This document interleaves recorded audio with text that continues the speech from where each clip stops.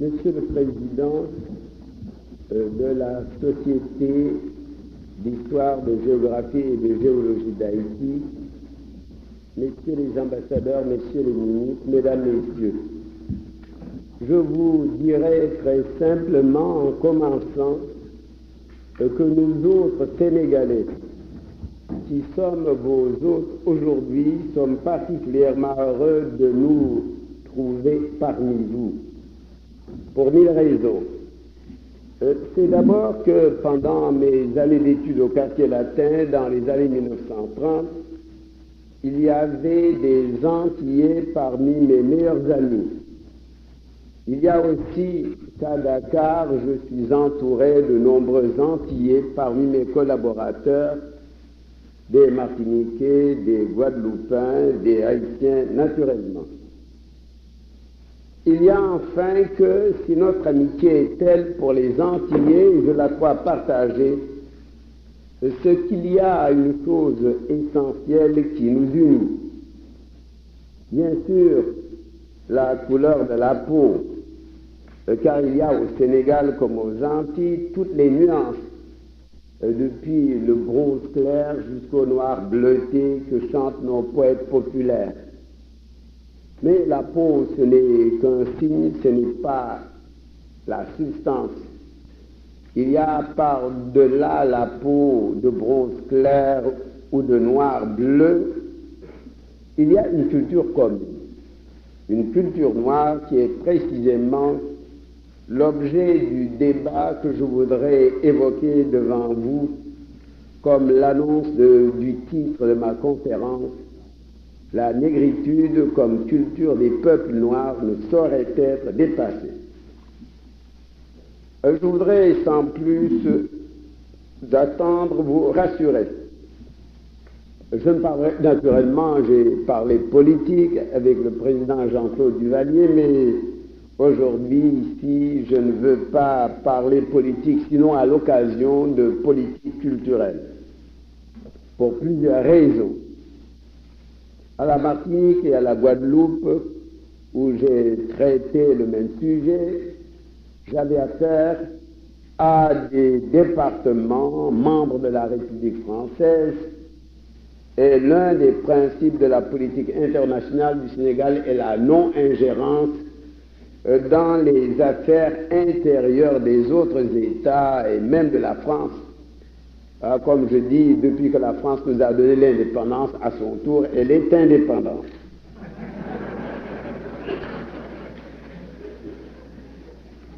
Je préfère ici également, même étant Haïti un État indépendant, je préfère ne pas parler de politique à l'occasion de cette conférence.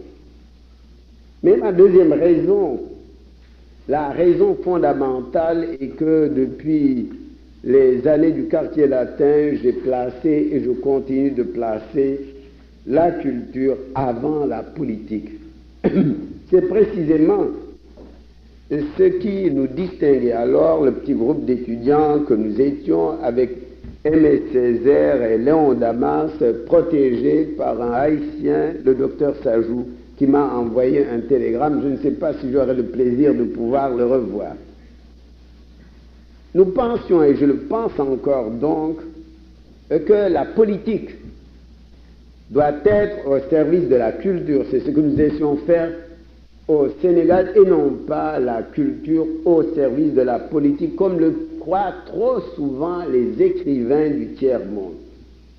C'est la raison pour laquelle au Sénégal, nous consacrons 33% de notre budget de fonctionnement à l'éducation, à la formation, à la culture en général. C'est même trop. Et j'ai l'intention de diminuer un peu cette proportion pour la ramener à un taux raisonnable de 25%. C'est consciemment donc que j'ai donné à ma conférence le titre que voilà, un peu provoquant. Ce n'est pas hasard. En effet, la négritude est contestée aujourd'hui, qu'elle soit de droite ou de gauche, par toutes les idéologies montées à l'assaut de l'Afrique, voire par certains Africains eux-mêmes, dont les jeunes qui nous disent que la négritude de Césaire et de Senghor, c'est dépassé. Je leur dis, en effet, la négritude de Senghor et de Césaire, c'est dépassé. Vous devez inventer une autre négritude, mais la négritude ne sera jamais dépassée. Et même s'il n'y avait pas des Noirs, les germes de la négritude devraient continuer à irriguer la culture humaine.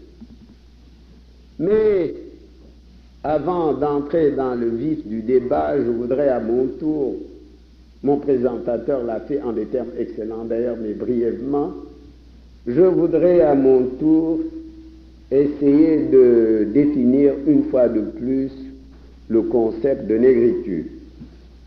La négritude, c'est tout d'abord objectivement, comme j'aime à le dire, l'ensemble des valeurs de civilisation du monde noir. C'est, pour parler comme les Allemands, un Negersein, c'est-à-dire un être nègre. Je dirais non seulement un être nègre, mais encore et surtout un pensée nègre, c'est-à-dire une vision originale du monde, une Weltanschauung, pour parler de nouveau comme les Allemands.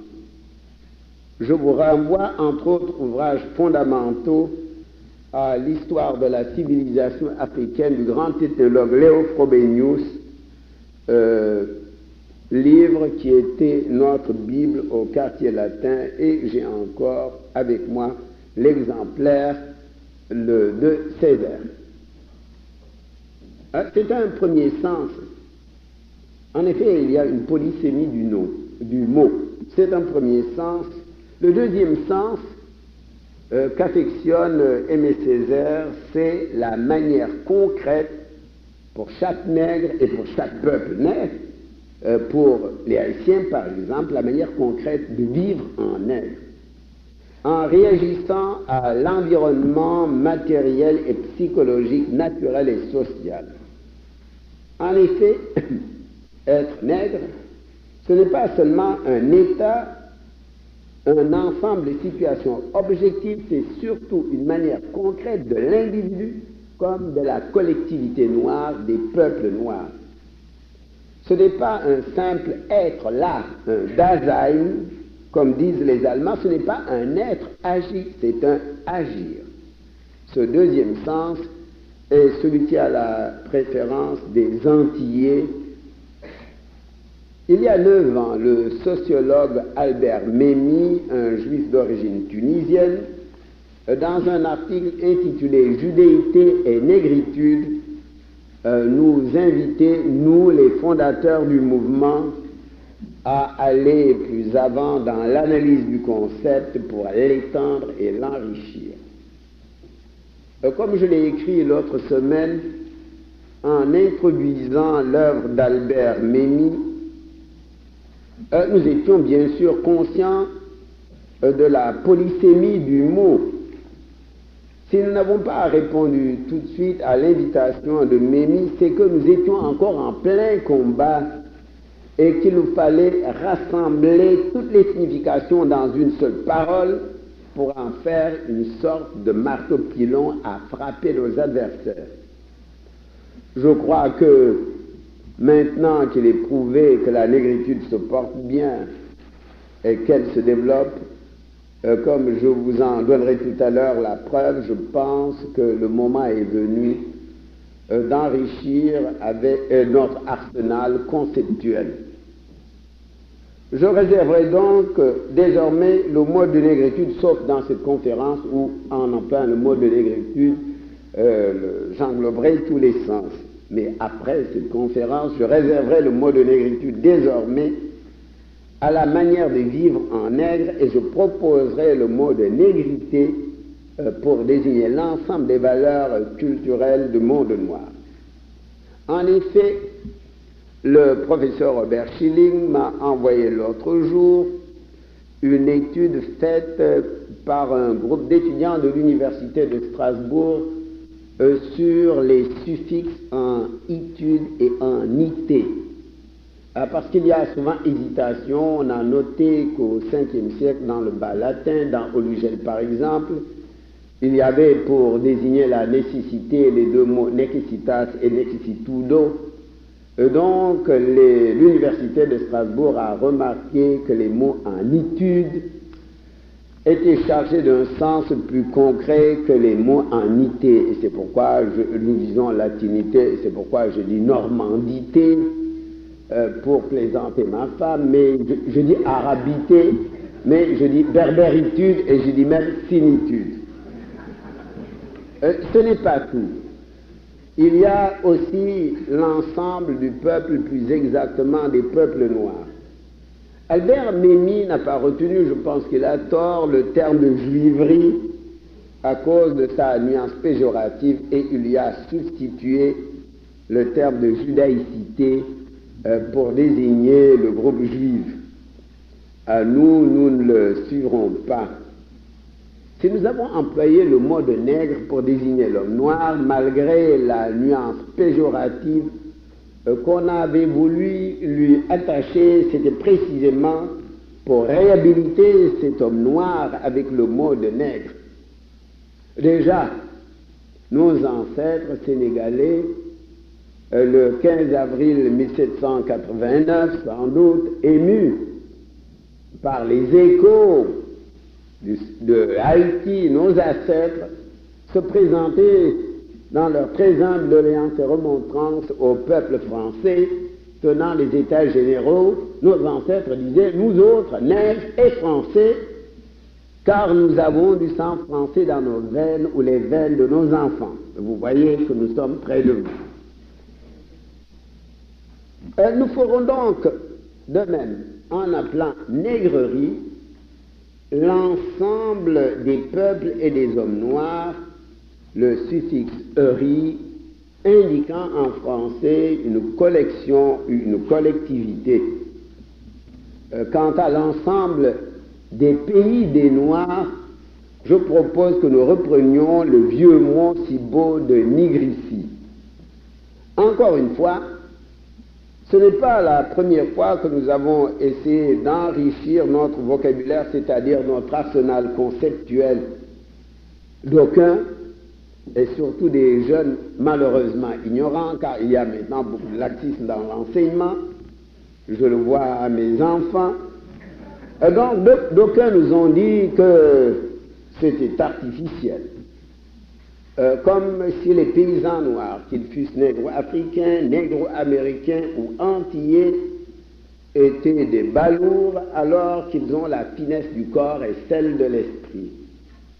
Allez donc en Afrique, vous verrez que les peuples qui s'étendent au même parallèle que les Antilles dans la région soudano-sahélienne sont les nègres les plus grands, les plus fins de leur corps, pas moi car je suis un petit nègre chez moi, avec des muscles longs faits pour la course, les plus noirs en même temps et souvent d'un noir bleuté, les plus beaux comme disaient les trois chanteuses populaires de mon village qui m'ont initié à la poésie et que j'appelle mes trois grâces.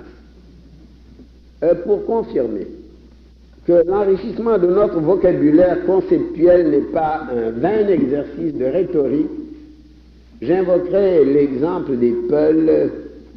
Les Peuls représentent un quart de la population sénégalaise et en dehors du Sénégal, ils sont dispersés tout au nord de la zone soudano-sahélienne sur 4000 kilomètres depuis la Mauritanie à l'ouest jusqu'au Tchad à l'est. Les Peuls donc nous ont donné l'exemple en enrichissant leur vocabulaire pour désigner les divers aspects de la culture Peul. C'est ainsi qu'ils ont forgé le mot Poulagou pour désigner l'ensemble des qualités caractéristiques des Peuls avec le suffixe gou qui, comme thé ou étude, sert à former des substantifs abstraits. C'est encore qu'ils ont forgé le mot Poulagal pour désigner la manière d'être Peul, le suffixe gal servant à former des instrumentaux, c'est-à-dire des mots concrets. Pour désigner maintenant l'ethnie Peul, on emploie le mot Poulo au singulier et Fulbe au pluriel, les deux suffixes O et B désignant des êtres humains. Pour marquer que tous les poulophones, c'est-à-dire que tous qui parlent Peul ne sont pas de race Peul, comme c'est le cas dans mon pays. Les Peuls ont trouvé le mot de Halpularen, c'est-à-dire les gens de par les Peuls, le suffixe N désignant des groupes d'hommes, des collectivités, et vous me direz, est le pays Peul. Est-ce qu'il y a un mot comme nigre ici? Non, il n'y en a pas, parce que justement les Peuls sont dispersés sur 4 kilomètres et la racine poule, foule, veut dire dispersé. Comme on le voit d'après ces définitions, la négritude que je continuerai donc dans cette conférence à prendre dans son sens général. La négritude est une culture, c'est-à-dire une réaction de l'homme noir en société pour s'adapter à son milieu et adapter celui-ci à lui. Les albo-européens, c'est-à-dire les blancs d'Europe et d'Afrique, depuis la naissance de la civilisation grecque au sud de l'Europe, ont tendu, en privilégiant la raison discursive, la raison œil, les albo-européens ont tendu à se rendre, comme disait Descartes, maîtres et possesseurs de la nature. Ils ont commencé par analyser tous les éléments de l'univers pour ainsi armer, maîtriser la nature en faisant l'instrument de leur volonté de puissance. L'attitude des nègres est à l'opposé. L'attitude des nègres africains, mais aussi des nègres américains, des nègres asiatiques, des noirs dravidiens du sud de l'Inde, leur attitude a été de privilégier la raison intuitive. N'oubliez pas que Platon et Aristote mettaient au-dessus de la raison discursive. Les nègres, donc, de tout temps, depuis les premiers fondateurs des civilisations agraires dans les vallées du Nil, de l'Euphrate et de l'Indus, les nègres ont tenu à prendre contact avec l'univers par leur sens, en introduisant par eux leur raison touchée, non pour s'opposer à la nature, mais dans une étreinte réciproque, s'unir à la nature. C'est l'acuité de leur sens et de leur raison étreinte qui explique, avec le goût de la vie qu'ont les nègres, leur esprit communautaire très précisément communal. Nous retrouvons ce sens et cet esprit dans toutes les activités, toutes les manifestations des hommes comme des peuples noirs de l'Afrique précoloniale et dans tous les domaines. Dans la vie politique, c'était le principe de la participation responsable que nous avons introduite au Sénégal et qui associait tous les groupes socio-professionnels et toutes les classes d'âge à l'exercice du pouvoir, même en régime monarchique. Dans la vie socio-économique, c'était les corporations d'artisans et les coopératives rurales qui jouaient un si grand rôle dans la production et les échanges coopératives rurales que nous avons également introduits dans notre vie économique. Dans la vie religieuse, c'était à côté des prêtres des cultes nationaux, les membres des confréries à rites plus ou moins secrets qui faisaient contrepoids dans cette civilisation essentiellement fondée sur l'équilibre des parties, sur l'harmonie. Retenez le mot harmonie. Rien n'exprime mieux ce sens de l'équilibre et plus généralement de la beauté que l'art nègre, où se retrouvent en symbiose l'esprit communal et le goût de la vie dont je parlais tout à l'heure. L'esprit communal qui perçoit les rapports secrets, parce que d'abord manifestes qui unissent les mondes visibles et invisibles, la matière et l'esprit, la nature et l'homme. Tous ces rapports que l'artiste noir traduit par des images symboliques, des images analogiques, comme disaient les surréalistes. Il reste que ces images ne seraient pas artistiques, ne seraient pas douées de beauté si elles n'étaient pas rythmées. Que de bêtises n'a-t-on pas dit sur le rite nègre, sur l'art nègre? Les esprits distraits l'ont assimilé à la monotonie, à la mort, quand il est passion, mieux expression de la vie. C'est le rythme albo-européen qui est monotone avec ses sempiternelles symétries que l'on attend à lieu et moment fixe, quand le rythme nègre, même en Amérique, surtout là, devient sous le coup de l'émotion, explosion dans la surprise, parallélisme asymétrique, swing. Tout à l'heure, en voyant en allant m'incliner devant votre monument aux héros, j'ai vu tout de suite que c'était un rite nègre, que c'était symbolique avec les parallélismes asymétriques, et je n'ai pas eu à demander beaucoup pour comprendre.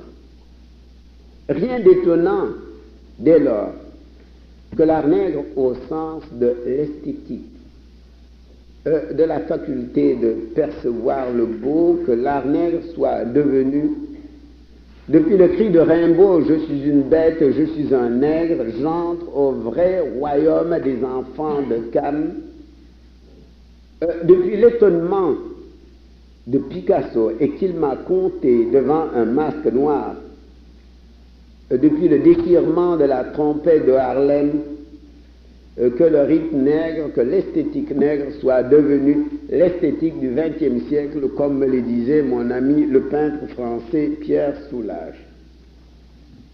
Pour vous faire saisir la modernité et le caractère humaniste en même temps de l'art nègre, je ne saurais mieux faire que de vous renvoyer aux plus grands critiques d'art que la France ait produit à Élifort.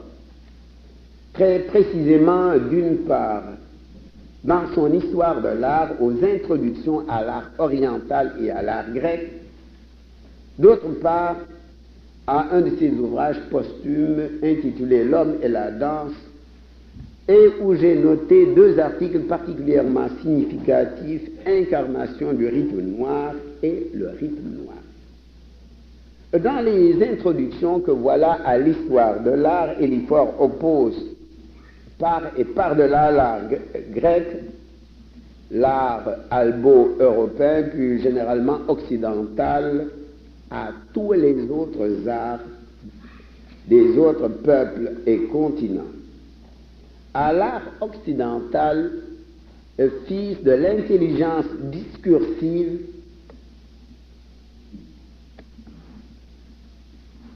Élifort écrit « Le mystère répugne assez tard et le symbole. Il décrit, il n'évoque pas. » Fin de citation.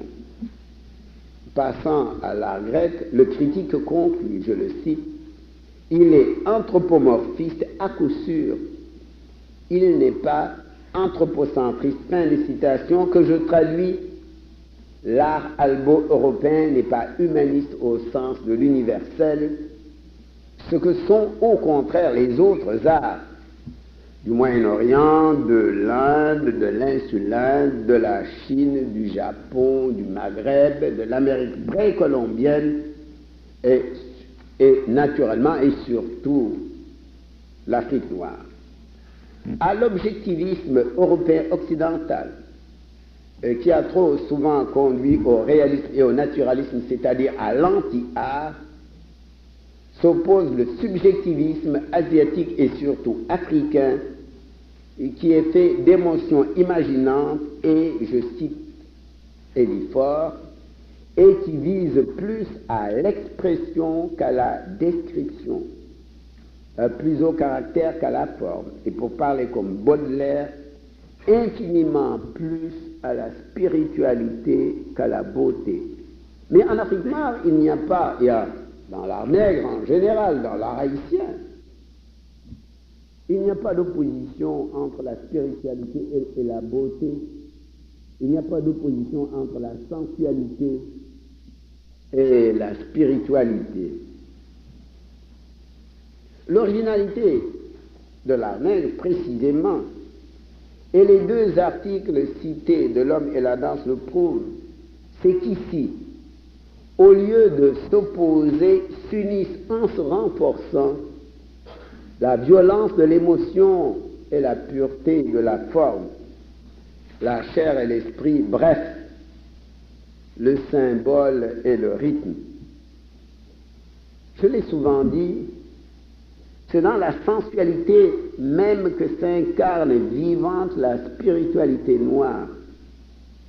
Et c'est la révolution que nous avons faite de la liturgie catholique où nous avons des messes avec le tam-tam et la danse.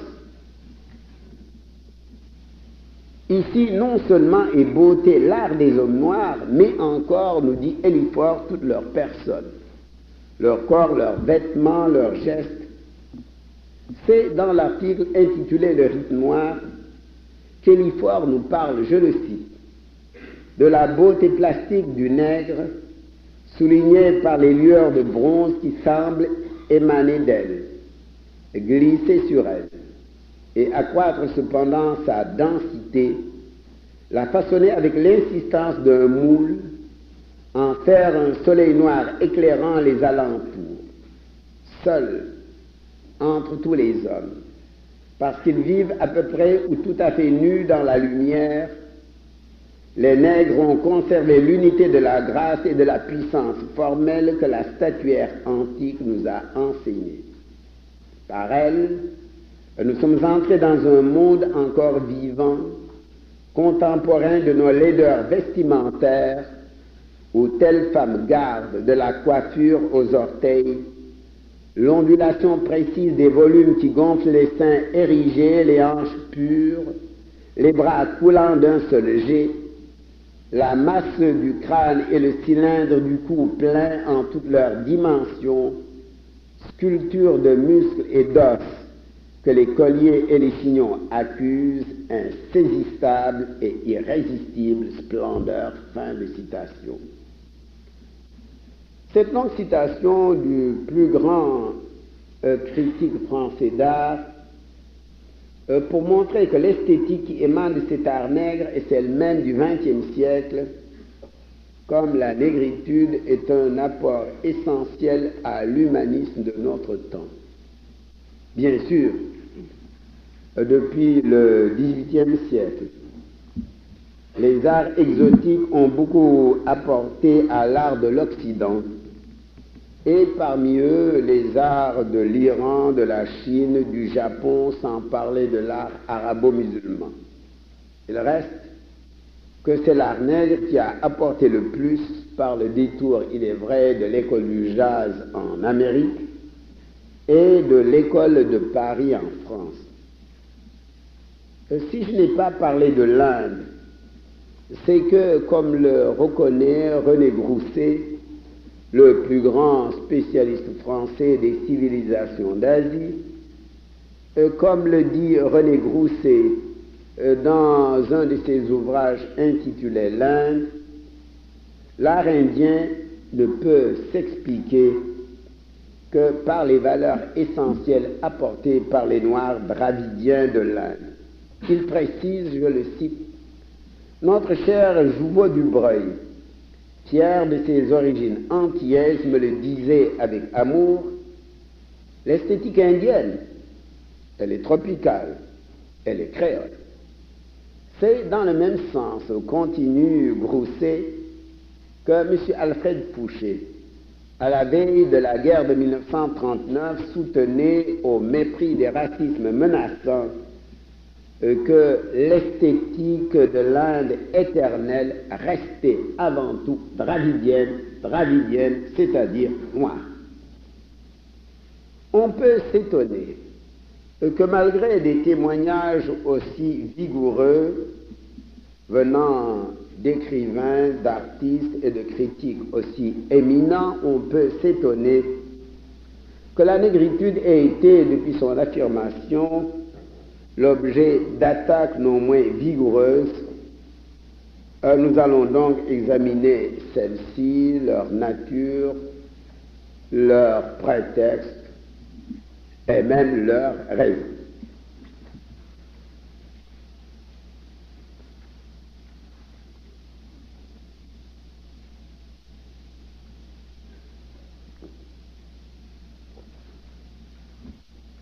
les idéologues d'Europe et d'Amérique sont montés tour à tour à l'assaut de la négritude, dont ils ont deviné très tôt et avec une remarquable sûreté de jugement, car les Allemands européens sont intelligents, donc ils ont deviné que c'était une idéologie. Elle est une idéologie, mais c'est une idéologie culturelle, beaucoup plus importante que l'idéologie politique. Il y a seulement qu'elle est fondée, non précisément sur l'art, mais sur l'ethnie. Au Sénégal, nous avons beaucoup de Blancs qui ont pris la nationalité sénégalaise, dont le ministre de l'Intérieur, et qui sont des militants de la négritude. Les attaques venues du monde anglophone ont été parmi les plus caractéristiques, sinon les plus virulentes. C'est ainsi que Samuel Allen, dans une communication faite à l'Université d'Indiana en octobre 1966, écrivait, je le cite, « L'accent que l'on fait porter sur le concept de négritude dans les écrits africains de langue française a inspiré une force contraire de même intensité dans le rejet de ce concept par les praticiens nigérians de l'art morose. Ils ont, avec leurs partenaires ghanéens, résisté en grande partie à ce qui leur semble être un impérialisme culturel imposé par une source étrangère, c'est-à-dire par des Africains parlant français. J'ouvre une parenthèse. Donc, pour Samuel Allen, nous, parce que nous parlons français, nous nègres, nous sommes des étrangers à la négritude. Leur réaction, continue Allen, a été résumée par Wole Soyinka dans sa remarque souvent citée, que le tigre ne se pavane pas ça et là en criant sa tigritude, et qu'alors il n'y a aucune raison pour le nègre de proclamer sa négritude. The tiger does not talk about crying his tigritude. C'est dans le même courant que certains nègres anglophones d'Afrique noire, comme le sud-africain Falele, ont reproché aux poètes de la négritude et surtout à moi de fabriquer une poésie publique et collective. Je distinguerai les deux accusations. Ce qu'on reproche d'abord aux écrivains noirs de langue française, c'est que le mot négritude soit un mot français. De là à nous accuser d'impérialisme culturel, il n'y a qu'un pas qui a été franchi, comme vous l'avez constaté. Je ne m'attarderai pas, mon Dieu, à réfuter cette accusation qui prouve simplement qu'un certain monde anglophone, il y a 10 ans, en était resté à l'esprit de Fachoda, c'est-à-dire aux mesquines querelles entre francophones et anglophones. Et les Français et les Anglais ont surmonté ces querelles, mais comme nous sommes toujours en retard d'une réforme, il y a 10 ans, on en était encore là parmi les nègres anglophones. L'accusation est plus grave quand on nous reproche de faire une nouvelle poésie noire, ce que nous voulons faire en réalité, une nouvelle poésie noire qui se réclame non seulement de la couleur de notre peau, mais encore et surtout des valeurs de la culture noire, une poésie qui assume ses valeurs sur le plan du peuple, voire de l'ethnie, plus que de l'individu. Car les attaques en question visent avant tout la poésie qui est l'art majeur. Et si l'on veut bien analyser ces attaques, l'on découvrira que ce que l'on nous demande à nous, négro-africains de langue française, c'est de faire de la poésie à la manière des Anglais du XXe siècle, de fabriquer, c'est le mot juste cette fois, une poésie individualiste, intimiste, comme si nous étions des anglo-saxons, un grand peuple, bien sûr, un très grand peuple, mais un peuple au versant de sa civilisation quand nous sommes un peuple jeune, dynamique, conquérant. Je ne m'arrêterai pas à la boutade de Wole Soyinka car heureusement, depuis 10 ans, entre écrivains francophones et anglophones d'Afrique noire, nous avons fait de grands progrès dans la lutte commune pour la renaissance de la culture noire.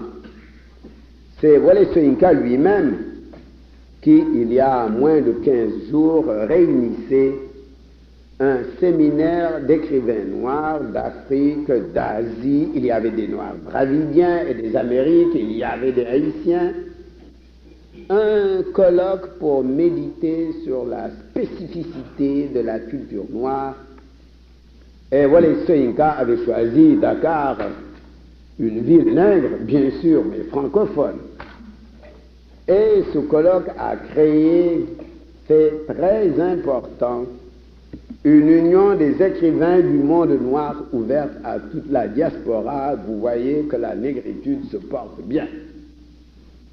Réunissant les deux accusations, je ferai remarquer que ce sont des écrivains négro-américains, les écrivains de la Negro Renaissance, un Du Bois, un Langston Hughes, un Countee Cullen, un Claude Mackay, un Frank Marshall Davis, qui, avec des Haïtiens comme le grand docteur Price Mars et l'école de l'indigénisme, ont donné le signal de la Renaissance noire au XXe siècle.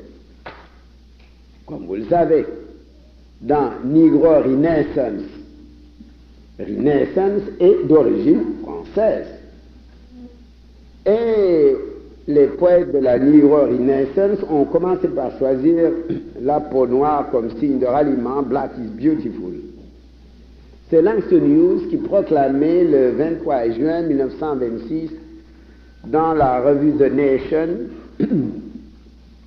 "We, young Negro artists who create now, intend to express our individual dark-skinned selves without fear or shame."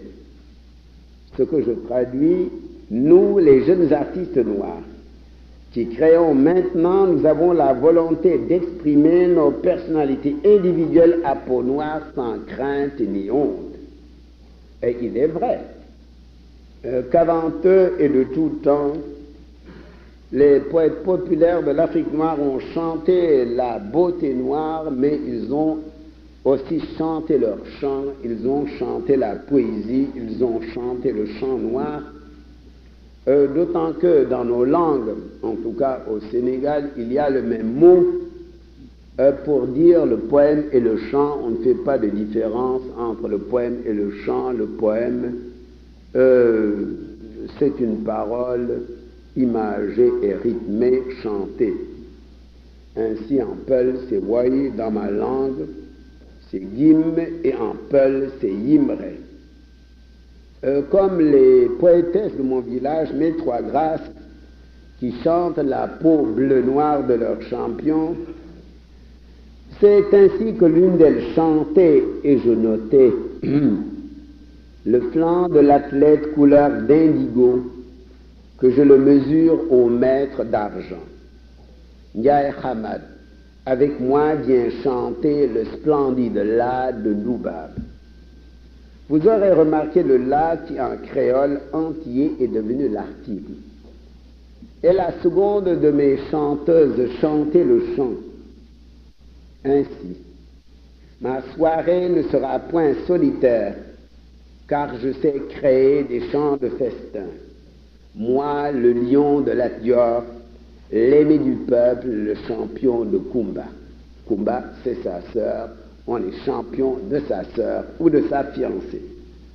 Ce faisant, mes trois grâces et les poètes populaires de Nigrici ne font rien d'autre pour prendre cet exemple, rien d'autre que ce que faisaient les poètes grecs et qui chantaient les traits caractéristiques de leur ethnie, de leur civilisation indo-européenne, comme Homère, et qui chantait les yeux pères et les bras blancs de ses déesses, tous traits qui caractérisaient les premiers indo-européens, les Grecs, les Latins, les Germains, les Slaves, quand ils abordèrent les rives lumineuses de la Méditerranée. S'agissant du caractère public et collectif de la nouvelle poésie nègre et malgache de langue française, je vous renvoie à la préface intitulée Orphée noire que Jean-Paul Sartre a écrite en 1948 pour mon anthologie qui porte ce titre. Le philosophe français montre dans son étude ce qui distingue l'opprimé blanc de l'opprimé noir et pourquoi, je le cite, la poésie noire de langue française est de nos jours la seule grande poésie révolutionnaire. Fin de citation. Il ne s'agit pas aujourd'hui de résumer la préface de Sartre, mais de la commenter librement. Il s'agit aujourd'hui pour moi de montrer comment la préface de Sartre fait justice de la thèse qui voudrait que toute poésie fût non pas subjective et personnelle, mais individuelle. Entre le travailleur et le bourgeois blanc, nous explique Sartre, il y a une opposition de classe, et seulement une opposition de classe, tandis qu'entre le travailleur noir et le bourgeois blanc, il y a un triple conflit. Conflit de classe, certes, mais aussi de race et surtout de culture. Il n'y a plus de poésie populaire en Europe, ni en Amérique, nous dit Sartre, parce que dans une société, et c'est le marxisme même qui le dit, dans une société passée du féodalisme au capitalisme, la lutte se développe non pas subjectivement, mais objectivement sur le plan des seuls intérêts matériels et par des moyens scientifiques et techniques. Les arguments, dans la lutte de classe, les arguments sont ceux de la raison discursive et les mots employés sont les mots les moins poétiques, prolétaires de tous les pays. Unissez-vous, c'est-à-dire les mots les plus nus et précis qui désignent l'objet sans médiation aucune, sans chant ni rythme, tandis que dans nos campagnes populaires, dans nos campagnes électorales, au Sénégal, c'est toujours la fête, le chant, la danse. Et si j'ai triomphé, c'était parce qu'au début, j'avais les meilleurs poètes populaires.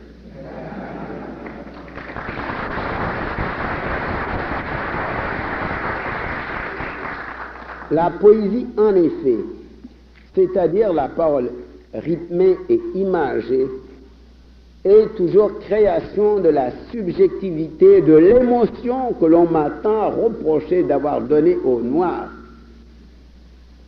C'est le plus grand don, en tout cas, des nègres. Sartre note au demeurant que, s'ils sont opprimés, c'est moins comme travailleurs que comme nègres, avec tout le mépris attaché au mot. Pourquoi? C'est d'abord en leur qualité de noirs qu'ils lèvent l'étendard du mot. Ainsi est-il acculé à l'authenticité, poursuit Sartre. Insulté, asservi, il se redresse. Il ramasse le mot de nègre qu'on lui a jeté comme une pierre, il se revendique comme noir en face du blanc dans la fierté. Fin de citation. Qui dit authenticité et fierté se réfère aux valeurs de civilisation de l'ethnie, à des valeurs publiques et collectives qui doivent être chantées comme valeurs publiques et collectives, exaltées dans l'exultation. Et c'est seulement ainsi que les Noirs, comme le suggère Sartre, rejoindront les Blancs et les Jaunes, ajouterai-je, pour faire la révolution, qui doit être non seulement objective, mais subjective. Non seulement politique, mais poétique, mais surtout sociale. J'ajouterai à l'argumentation de Sartre que la poésie dans l'Afrique noire précoloniale a toujours été publique et collective. Et elle est restée jusqu'aujourd'hui où les révarés, aux soirées poétiques de notre théâtre national, Daniel Sorano, font salle comble. L'argument le plus souvent avancé contre la négritude, c'est que c'est un mouvement culturel et qu'à ce titre, elle est dépassée par les exigences politiques tiers-mondiales. En effet, expliquent nos contradicteurs, la première tâche des Noirs, surtout des négros africains, est, à l'imitation des Arabes et autres Asiatiques, de se libérer de l'impérialisme, du colonialisme et du néocolonialisme, ce qui exige une vision, mais surtout une action politique que le mouvement de la négritude ne peut que distraire.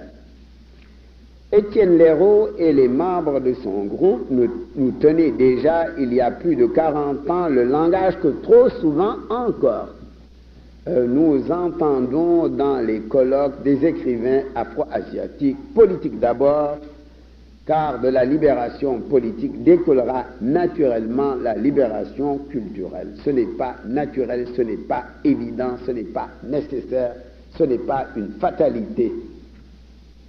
Rassurez-vous, je tiendrai ma promesse et je ne tomberai pas dans la politique politicienne. Je me place simplement pour répondre au second groupe de contradicteurs. Je me place sur le terrain politique, voire sur le terrain marxiste.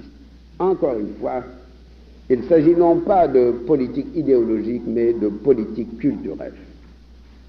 Pour continuer de vous rassurer, je vous citerai la définition de la révolution faite par Manuel Alegre, le représentant du Parti socialiste portugais à la dernière réunion des partis socialistes de l'Europe du Sud. La révolution est avant tout, disait Alegre, un projet de transformation des structures économiques et sociales d'un pays, un projet de justice sociale, un projet de civilisation, fermez la parenthèse, un projet de civilisation. La révolution vraie, parce que moderne, vous le voyez, c'est moins un projet politique, et Alegre ne parle même pas de politique, mais un projet économique et social, mieux un projet culturel.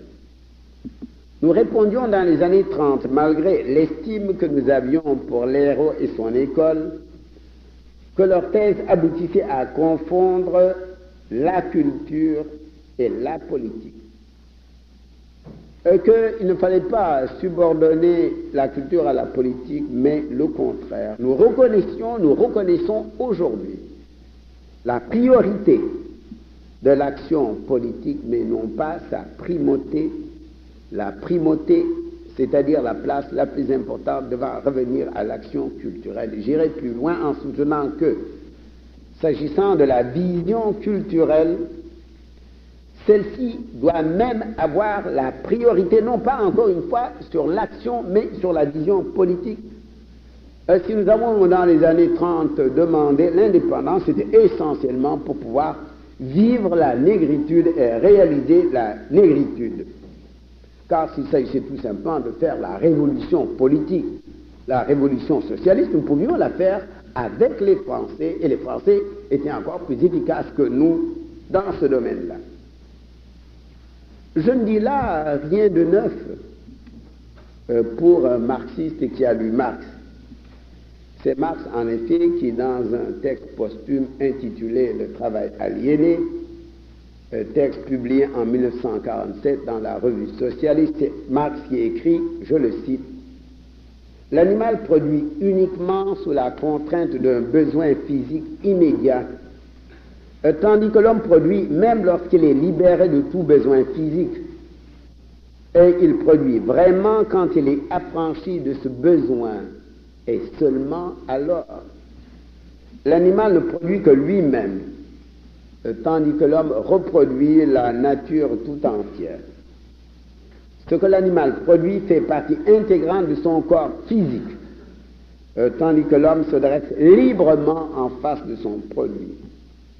L'animal œuvre seulement à l'échelle et suivant les besoins de l'espèce à laquelle il appartient, tandis que l'homme sait produire à l'échelle de n'importe quelle espèce et appliquer à l'objet la mesure qui lui est inhérente. C'est pourquoi l'homme sait également œuvrer suivant les lois de la beauté. Voilà donc Marx qui met en avant la beauté. tout cela pour dire que dans l'ordre des priorités du primum vivere, si la politique vient avant la culture, l'économie le fait aussi, mais que c'est la culture, c'est-à-dire le développement intégral de l'homo sapiens qui est le but ultime des activités humaines. Pourquoi je dis que l'homme, c'est-à-dire son activité générique de créateur, est au commencement et à la fin du développement. La société que prévoit le fondateur du socialisme scientifique, et c'est ce modèle de société qu'au Sénégal, nous voulons projeter à l'horizon de l'an 2000. C'est une société qui, grâce au progrès des sciences, singulièrement de la technologie, portera la production à un tel niveau d'abondance que les hommes pourront, après quelques heures seulement de travail par jour, consacrer le reste de la journée à l'activité générique de l'homme, à la création suivant les lois de la beauté. Ainsi, loin donc d'être dépassé par les révolutions qui bouleversent actuellement le monde, voire par les idéologies, la négritude s'insère dans la vision, dans le but du projet humain. C'est une entreprise semblable que tentait un militant de la berbéritude dans un article publié par les Temps modernes, dans le numéro des Temps modernes de juillet 1973, dont le directeur, vous le savez, n'est autre que Jean-Paul Sartre. Lénine, affirme le militant de la berbéritude, Lénine qui œuvra toute sa vie pour l'unité de la classe ouvrière de la Russie tsariste, représentée par plus de 170 nationalités, Lénine n'a pas hésité à prendre une position claire sur les problèmes culturels et linguistiques avant la prise du pouvoir par le prolétariat. Fin de citation. Et de citer parmi d'autres à l'appui ces lignes de Lénine, je cite, « Un État démocratique doit reconnaître sans réserve la liberté totale des différentes langues et répudier les privilèges, quels qu'ils soient, de l'une de ces langues. » Fin de citation. Donc, il ne faut pas nous brandir le marxisme contre la théorie de la négritude. Le marxisme, au contraire, si on veut se placer sur ce terrain, justifie la négritude. Vous sentez combien cette dernière phrase de Lénine est actuelle, car pour rester dans la francophonie, non seulement d'anciennes colonies devenues indépendantes comme le Sénégal ont récupéré leur langue sans pour autant répudier le français, mais à l'intérieur même de l'Hexagone, les Basques, Bretons et autres excitants peuvent le plus légalement de France recouvrer avec leur langue leur héritage culturel. Et c'est précisément le nouveau sens que nous donnons à la francophonie. C'est ce phénomène moderne de la primauté culturelle que soulignait le 15 novembre 1974 l'éditorial du journal de gauche, et Dieu sait que Le Monde est à gauche. L'éditorialiste du journal de gauche Le Monde, à propos du succès d'Arafat à l'ONU, je cite l'éditorialiste, « L'événement montre à quel point les différents tenants à la race, aux nationalités et aux religions transcendent en quelque sorte les querelles politiques. » Fin de citation. Cependant, nos contradicteurs, loin de désarmer, nous sortent un dernier argument, leur argument massif. La négritude, c'est du racisme. Parlons-en. Quand un Américain, pour choisir cet exemple, est accusé de racisme, il vous interroge. Donneriez-vous votre sœur en mariage à un nègre? Les fondateurs du mouvement, un Prince-Mars, un Césaire, un Damas, un Niger, répondraient qu'ils sont antillais et par définition des métis. Nous pourrions répondre, nous Sénégalais, que placés à la frontière des Négro-Africains et des Arabo-Berbères, nous sommes nous aussi des métis. Si je prends l'exemple de ma famille, et si je prends toute la génération, les quelques 200 neveux, les 200 petits-fils et petites-filles de mon père, avec leurs épouses et époux, je constate qu'à côté du sang noir majoritaire, nous avons du sang blanc, nous avons du sang jaune, nous appartenons aux 3 groupes sanguins A, O, B. Je constate qu'à côté des musulmans, il y a dans ma famille des catholiques, des protestants, voire des juifs. Si au lieu de nègres, nos contradicteurs accusés des Arabes et surtout des Juifs, ceux-ci répondraient: comment pouvez-vous oublier toutes les souffrances que nous avons souffertes? Comment pouvez-vous oublier les pogroms? Comment pouvez-vous oublier les fours crématoires?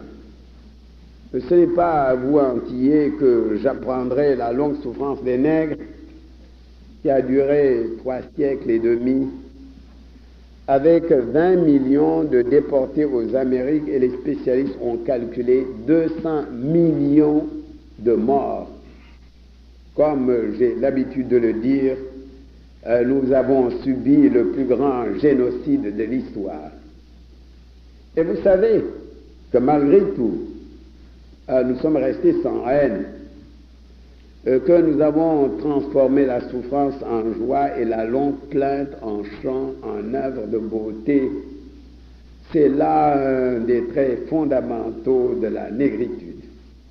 Il n'empêche, dans les premières années du mouvement au quartier latin, la négritude a été volontairement, je le reconnais, une sorte de ghetto moral.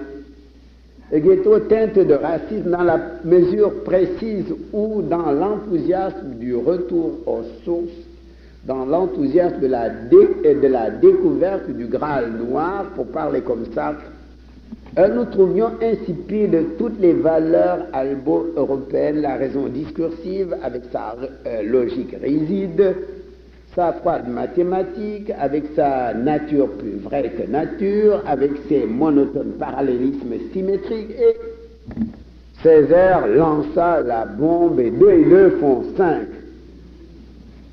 C'est aussi ce refus de la monotonie, ce refus de la rigidité,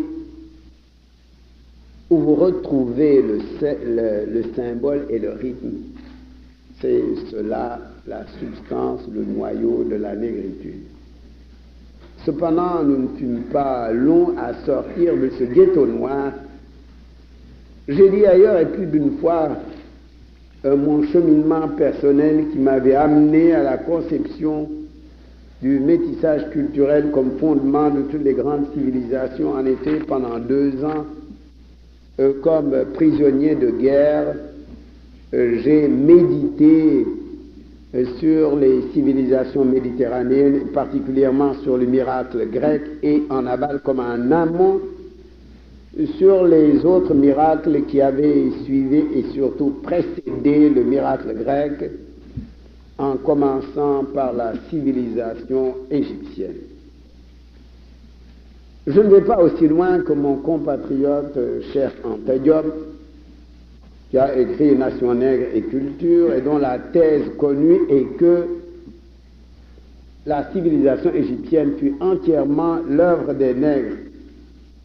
Ce qui m'apparaît en l'état actuel des connaissances scientifiques, c'est que la civilisation égyptienne fut essentiellement l'œuvre des Noirs de type éthiopien lancés dans l'élan culturel et qui, selon Pierre Théard de Chardin, maintint l'Afrique l'Afrique noire, à la tête du progrès humain depuis l'émergence de l'homme il y a 5 500 000 ans jusqu'au paléolithique supérieur, c'est-à-dire jusqu'il y a 40 000 ans. Les Grecs, au demeurant, ont d'Homère à Strabon fait l'éloge des Éthiopiens, c'est-à-dire des Noirs, en disant qu'ils avaient été les fondateurs de la civilisation, de la religion et de la loi, de l'art et de l'écriture. On retrouve ce substrat négroïde tout au long de la Méditerranée et le docteur Rivet, mon professeur d'anthropologie à l'Institut d'ethnologie de Paris, avait l'habitude de nous dire qu'il y avait 4 à 20% de sang noir autour de la Méditerranée. Il reste que si la civilisation qui prit naissance il y a plus de 3000 ans avant Jésus-Christ en Haute-Égypte, et si cette civilisation fut inventée par les Noirs, la civilisation égyptienne ne dut son épanouissement qu'à l'apport d'autres éléments ethniques et culturels. Mais ce sont encore les Grecs qui nous offrent peut-être l'exemple le plus fécondant du métissage biologique et culturel. Ce sont eux, en tout cas, qui faisaient l'objet de ma méditation entre les barbelés. Les Grecs qui, au témoignage d'Éliphore, étaient arrivés sur les bords de la Méditerranée, il n'y a qu'à lire Homère, comme des hordes sauvages, grands et la peau blanche, les yeux bleus, les cheveux blonds. Et ils avaient trouvé là, nous dit Césaire après Éliphore, un peuple, des peuples doux et polis qui savaient sculpter et peindre, mais auparavant danser et chanter. Souvenez-vous du petit bonhomme des Cyclades de Malraux. Et ces Grecs blonds s'unirent aux pré-Hellènes qui, selon Jean Vercouter, avaient, je le cite, la peau d'un brun rouge souvent foncé comme les peuls du Sénégal. Unis à ces pré-Hellènes, les Grecs fondèrent la première civilisation européenne digne de cette expression dont les semences au XVIe siècle de l'ère chrétienne fleuriront dans la Renaissance. Comme on le sait, c'est cette Renaissance qui, avec la traite des nègres, marque les débuts des temps modernes où les nègres, malgré, à cause de la traite, ont joué et continuent de jouer le rôle que vous savez et dont parle Jean-Paul Sartre dans les dernières pages si lyriques et si beaux d'Orphée Noir. Ainsi, la négritude, conclut Sartre, est dialectique. Elle n'est pas seulement ni surtout l'épanouissement d'instincts ataviques. Elle figure le dépassement d'une situation définie par des consciences libres. Un mythe douloureux et plein d'espoir, la négritude, née du mal et grosse d'un bien futur et vivante comme une femme qui naît pour mourir et qui sent sa propre mort jusque dans les plus riches instants de sa vie. C'est un repos instable, une fixité explosive, un orgueil qui se renonce, un absolu qui se sait transitoire. Car en même temps qu'elle est l'annonciatrice de sa naissance et de son agonie, elle demeure l'attitude existentielle choisie par des hommes libres et vécue absolument jusqu'à la lie. Fin de citation. Il faut conclure. Je crois, comme Jean-Paul Sartre, que la négritude est dialectique, que c'est une chose complexe, toujours en évolution au demeurant. Je ne crois pas que la négritude cédera la place à des valeurs nouvelles, comme le dit Sartre. Je crois plus exactement que dans la civilisation de l'universel où nous sommes entrés depuis 1976, avec le dernier quart du siècle, la négritude constitue déjà, je l'ai montré, un ensemble d'apports essentiels. Elle ne disparaîtra donc pas, elle jouera de nouveau son rôle essentiel dans l'édification d'un nouvel humanisme plus humain, parce que ce nouvel humanisme, enfin, aura réuni dans leur totalité les apports de tous les continents, de toutes les races, de toutes les nations. Heureux Antillais, Quelqu'un m'a dit, mais pourquoi vous êtes venu aux Antilles? Je dis, c'est pour aider les Antillais à se débarrasser de leurs complexes, car ils devraient au contraire avoir un complexe de supériorité.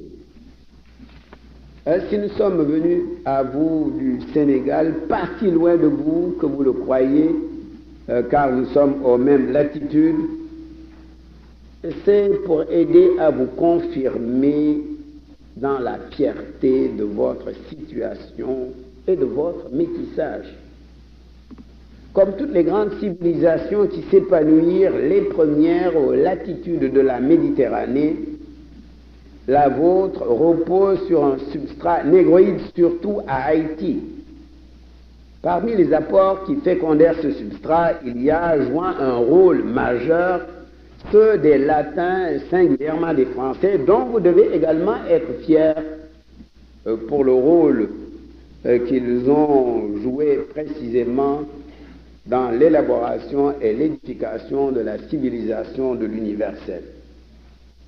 Je le disais il y a 2 ans à la Sorbonne, mon ancienne université, en donnant la leçon inaugurale de la chaire de francophonie.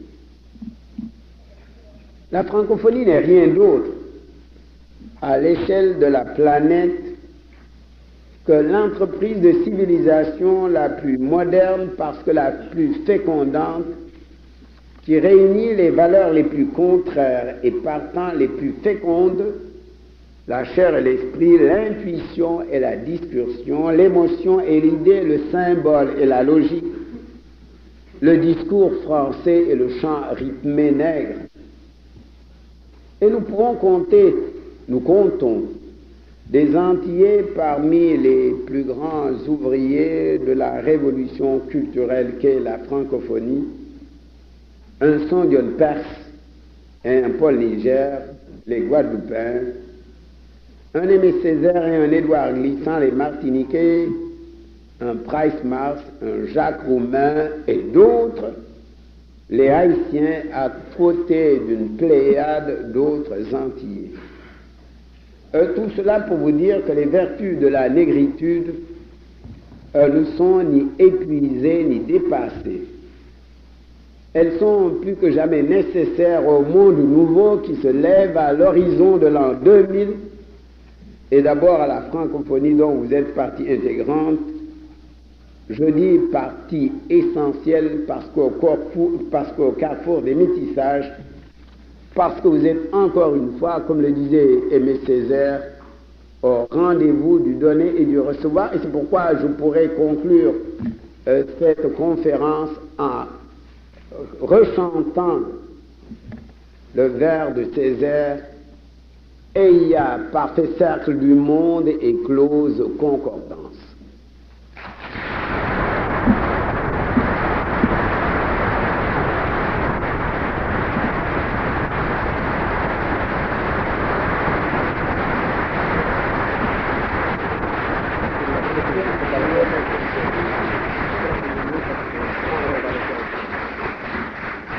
Mesdames, Messieurs, pardonnez-moi les Sénégalais qui tiennent à la teranga. La teranga, chez nous, ça signifie politesse, honneur. On déplorait avec vous que dans le numéro spécial de notre quotidien Soleil, il y a un moment, une ligne qui a pu le choquer nos frères haïtiens. Nous sommes comme vous, il y a le primat de la susceptibilité et de l'honneur. Et alors vous voudrez nous excuser, mais il se trouve qu'au Sénégal, nous essayons d'expérimenter la démocratie. Et nos journalistes, on leur fera en parler, et parfois ils disent des choses excellentes, et parfois ils disent des bêtises. Pour une fois, ils ont dit une bêtise, veuillez nous en excuser.